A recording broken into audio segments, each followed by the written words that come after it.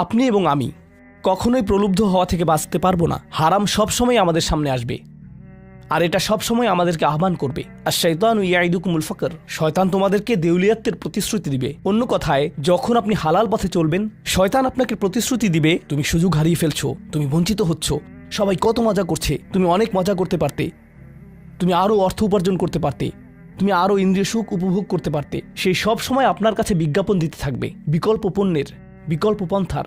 নিজের কামনাকে চরিতার্থ করার কিছু যায় আসে না যে কতটুকু কোরআন মুখস্থ করেছেন, কিছুই যায় আসে না যে কি পরিমাণ তাহাজ্জুদ আপনি পড়েছেন, এগুলো কোনোটাতেই আসে যায় না। শয়তান থামবে না। দিন শেষে আপনি তো একজন মানুষই।